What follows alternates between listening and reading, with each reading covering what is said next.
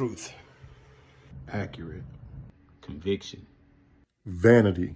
Bare minimum is now impressive. You quote one book, they think that you love the Lord, as though the devil can't do that. Bare minimum has gotten so impressive that we can't discern nor distinguish between anointing and talent. We can't discern between God's voice from a wolf's howl whose sermon went viral. We can't discern certain messages that sound good but is not sound or good. We have gotten accustomed to so much sugar in our sermons that a sermon that has salt in it tastes like judgment. It's not judgment if I tell you to flee fornication and sexual immorality. It's not judgment if I remind you that your body is a temple, not a doorknob where everybody gets a turn.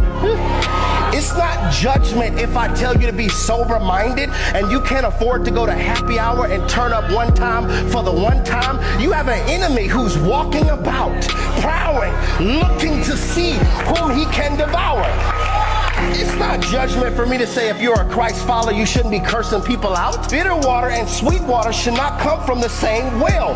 Rid your mouth of all filthy communication. That's not judgment, that's Bible. But because we have got accustomed to so much sugar, when somebody gives you Bible, we say that's judgmental. Only God can judge me. I told you, that's not Bible, that's Tupac. It's about 2009.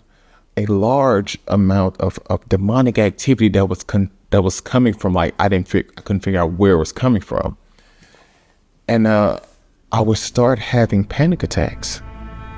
And this would normally happen around the time that the sun started going down. So hence the term, I call it sundowning. Look, I would notice that my heart began to race. My throat would begin to close. I would get these bouts where I wouldn't even sleep at night, maybe 2 hours a night.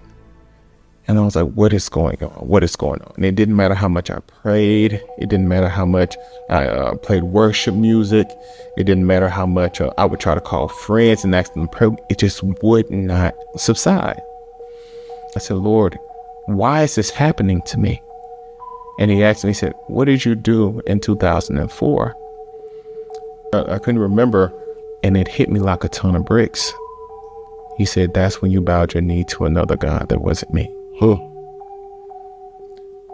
And he began to reveal to me that because I had taken an oath, because I had bent my knee to a God that wasn't him, it gave these demons legal right to harass, to steal. A father made an observation about his son in the Bible that you made about yourself. And I think you're smart enough to recognize when the demonic attack would happen. He said, have mercy on my son because he's a lunatic.